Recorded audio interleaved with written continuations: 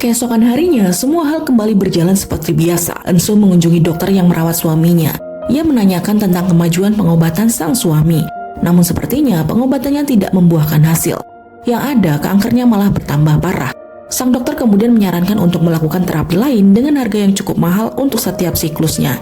Namun Enso malah tertawa, karena baginya harga tersebut sangatlah murah bagi dia untuk saat ini. Di tempat lain, sang kurir yang ternyata bernama Dong Hyun ini kembali diingatkan oleh Phantom agar segera untuk menemukan barangnya. Karena posisi Phantom juga ditekan oleh atasannya lagi.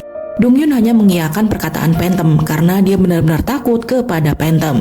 Keesokan harinya, ketika Enso sedang bekerja di minimarket, kebetulan dia bertemu dengan salah satu ibu dari teman Suah yang cukup kaya. Di sana ia menghina Enso karena nasibnya yang menjadi orang miskin. Namun Enso tidak membalasnya. Ia hanya diam dan tersenyum. Di rumahnya, James masih terus bimbang untuk menjual barang tersebut. Karena dia tahu barang itu barang panas, jadi akan sangat beresiko jika dia menjualnya dalam skala besar. Suah yang akan berangkat ke sekolah tiba-tiba merasa agak flu karena mandi dengan air dingin. Karena kebetulan pemanas di rumah tuanya tersebut sedang rusak. Enso kemudian memakaikan jaketnya yang sudah lama tak dipakai. Dan ketika dipakai pun sudah agak kekecilan. Namun karena Suah tidak mau mengecewakan ibunya, ia pun tetap memakainya dan langsung berangkat ke sekolah. Di kantor polisi, para detektif masih terus menyelidiki dan menelusuri tentang barang haram tersebut. Mereka menonton setiap detik CCTV dan juga unggahan para orang-orang yang berpesta saat malam penggerebekan tersebut. Dalam rekaman tersebut, mereka menemukan Kang Wirim yang merupakan cucu dari seorang pemilik perusahaan besar. Sedangkan salah satu dari mereka juga mencurigai keberadaan James di sana. Ia yakin James bukanlah staf di sana, dan dia juga yakin ada sesuatu dari diri James. Keadaan suami Enso semakin memburuk, dia semakin kesakitan dan bahkan semakin sering mengalami muntah-muntah. Di saat seperti itulah Enso benar-benar harus menguatkan dirinya demi sang suami. Ketika selesai mencuci dan kembali ke kamar sang suami, dia melihat sahabat dekatnya yang bernama Yoju ada di sana. Dan sepertinya tingkah lakunya agak berbeda. Meskipun alasannya hanya karena dia peduli kepada Enso dan sang suami, namun sepertinya ada sesuatu yang beda. Namun Enso tidak mau berpikiran negatif, karena Yoju adalah teman baiknya sejak dia duduk di bangku SMP. Para detektif kemudian mendatangi pria yang teler waktu itu di rumah sakit. Kemudian dia mendesaknya untuk mengatakan tentang dari mana mereka mendapatkan obat tersebut.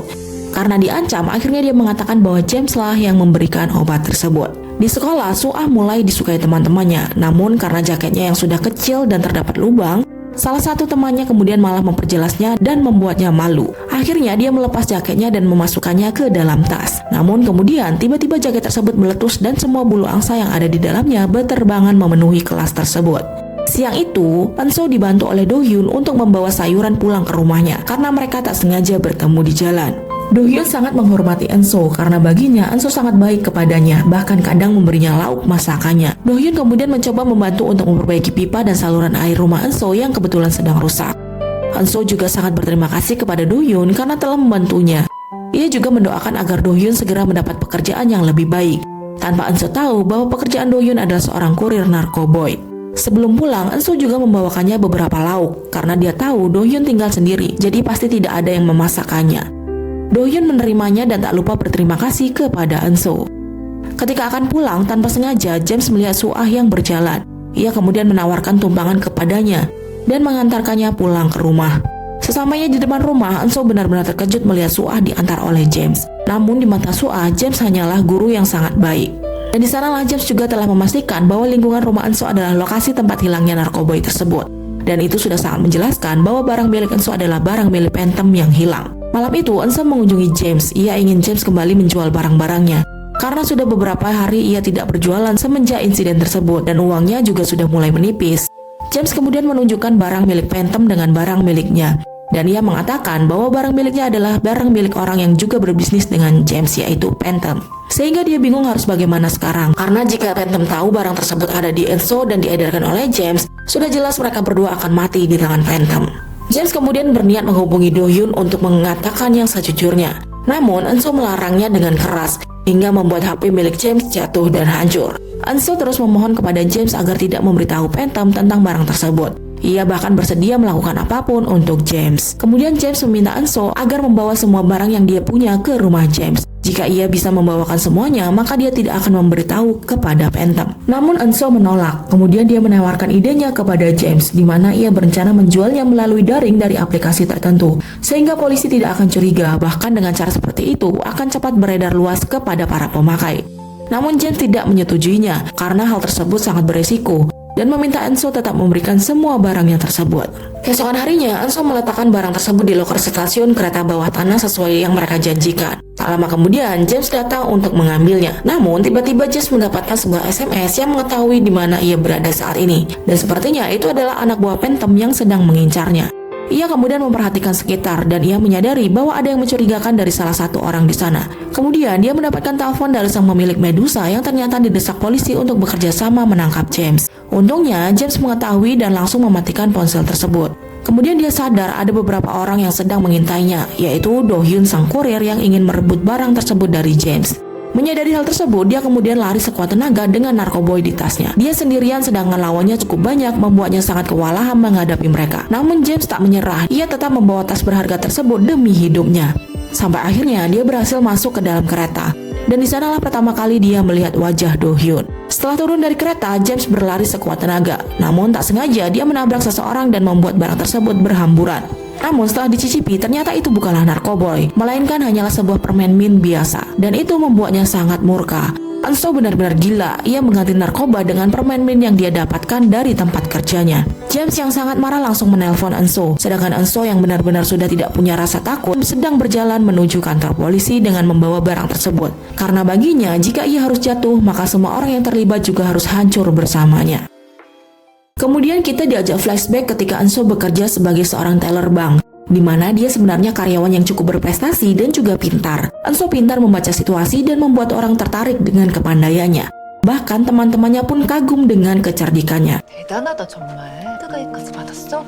평정심. 너는 살면서 소리 한 번 질러본 적 없지?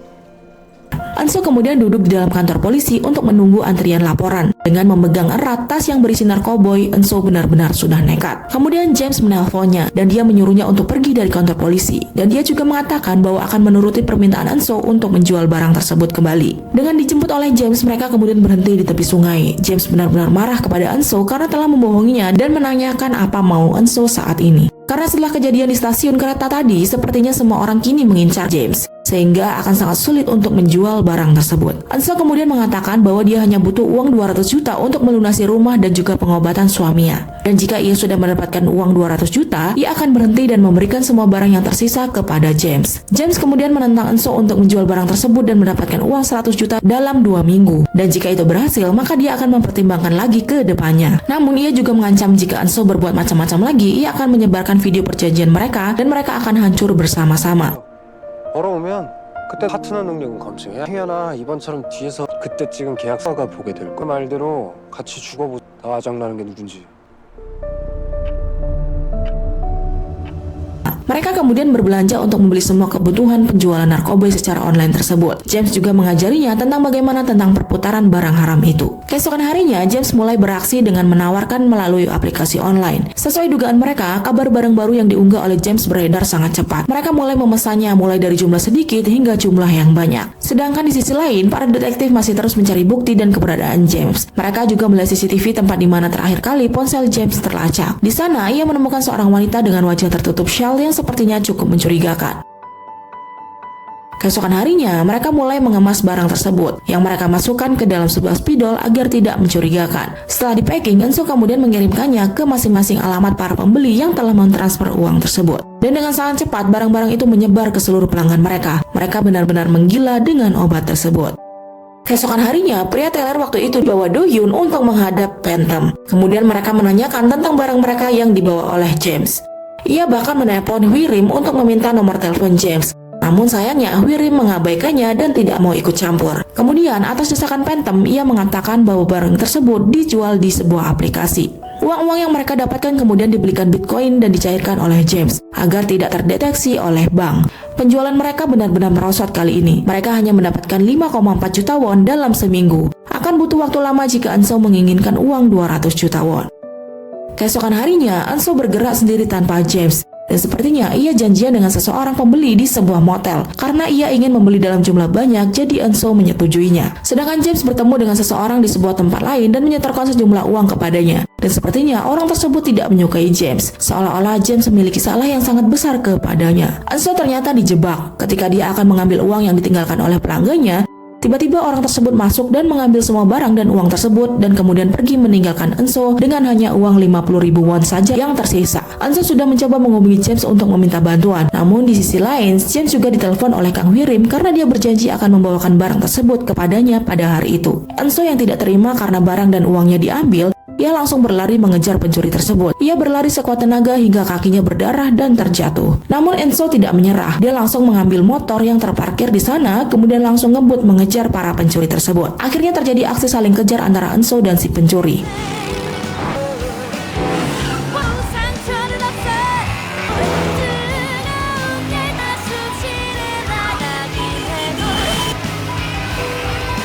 Enso bahkan bukan pengendara yang kaleng-kaleng. Ia benar-benar orang yang pantang menyerah. Ia akan mengambil apa yang menjadi miliknya apapun yang akan terjadi. Sampai akhirnya dia berhasil menjatuhkan para pencuri tersebut dan mengambil tasnya. Kemudian dia berlari sekuat tenaganya. Untungnya James datang tepat waktu. Ia kemudian membantu untuk menghentikan pencuri tersebut. Namun sang pencuri tidak menyerah. Dia terus mengejar Enso. Enso yang sudah mentok dan kelelahan akhirnya bersembunyi di balik pohon dan sayangnya si pencuri menemukannya. Ketika pencuri tersebut akan menyerangnya, untungnya dari belakang James memukulnya. Enso pun selamat. Mereka kemudian kabur dari sana. James menarik tangan Enso dan mengajaknya lari sekuat tenaganya. Dan saat itu Enso benar-benar merasakan bebas dari rasa sesak di dadanya selama ini.